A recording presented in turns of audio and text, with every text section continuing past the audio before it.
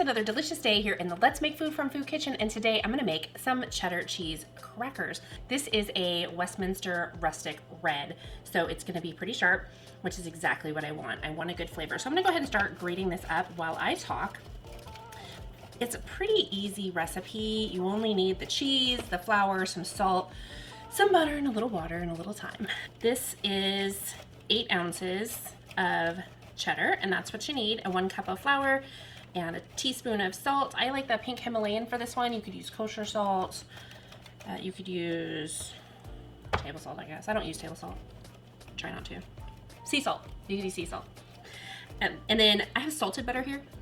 You could use unsalted if you like. So I'm using the fine grate on this because I want it shredded up really small. And I'm gonna go ahead and take what I have and put it in here so that I have more space and it doesn't smash down.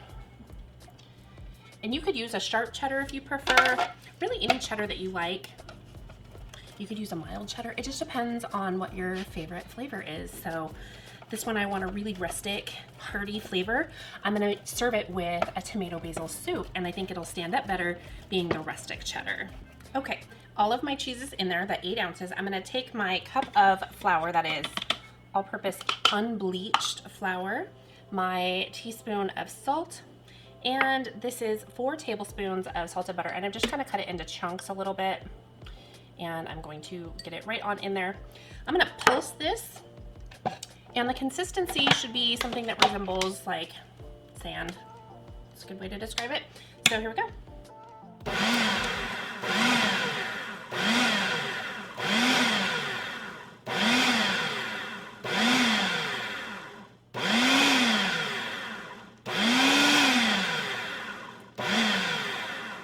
So it's kind of like sand.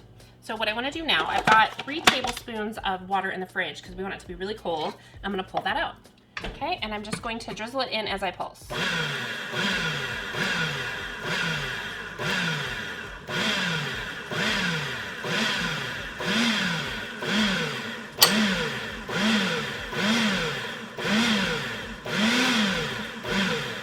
And you can see that change the consistency of it.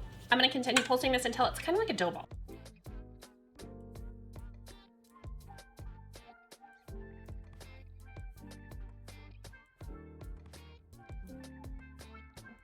All right, I've got my plastic wrap out. I'm gonna go ahead and plop this out on here.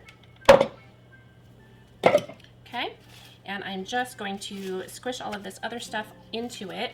It's very smooth, it's like Play-Doh. So if you have a Play-Doh-like consistency, you're there. And I guess you could play with it like Play-Doh, but maybe don't. And this is pretty easy, you'll just pick it up, just like Play-Doh does. You just pick it up. I'm gonna get that little bit of extra cheese that I can get off my cutting board because it is delicious cheese. Okay, so I'm gonna form my ball, and then I'm going to wrap it in my plastic, and we want it to be chilled. This will help us when we roll it out and make our crackers. It needs to be chilled because it's got that butter and such in there. So this is gonna go in the fridge. Give it at least an hour. You can make this in advance, and if you wanna make it in the morning and then bake them in the evening, do that, it's fine. But at least an hour. See you then.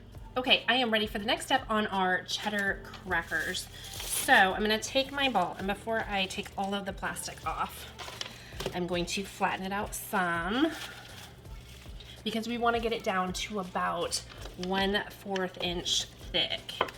And so I'm just kind of doing some of the work before I unwrap it from the plastic so it'll hold a little shape. You will need something to cut it with. A pizza cutter works great, and something to put a hole in it so that it doesn't bubble up so much and fall apart in your oven. So I use a chopstick and just stab the middle, and you can use like a skewer, even use the side of a fork, whatever you got.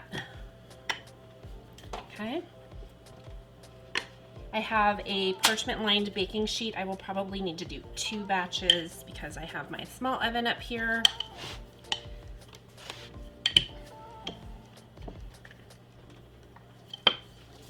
This is one of my favorite kitchen accessories. It's my bench knife, but it has measurements on it in centimeters and inches. So a 1/4 inch is gonna be this first line, and it looks like I'm almost there.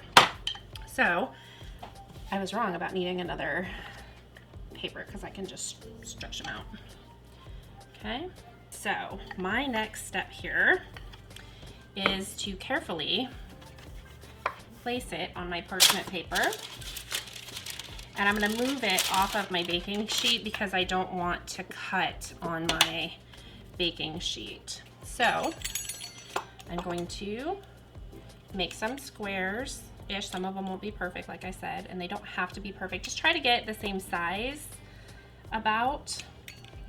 You could use something as a guide, like you could set something down and use it as your cutting guide so you kind of know where to go. And just roll it down if you feel like you want to do that. Okay, and then we do the same thing in this other direction. And yes, they do lift. I'm gonna go ahead and do it this way because I don't want them all touching. So, when you're ready, you just take your skewer, whatever you're using, poke a hole in them, and then transfer them over to your baking sheet.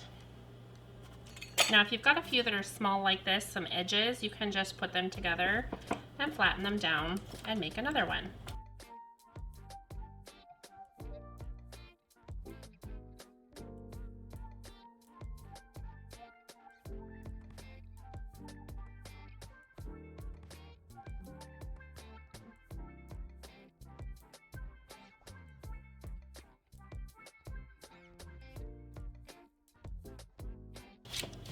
Okay, so these are ready to go. I'm gonna go ahead and put them in the fridge for about 20 minutes. Then I'm gonna bake them at 350 degrees, so make sure your oven's on.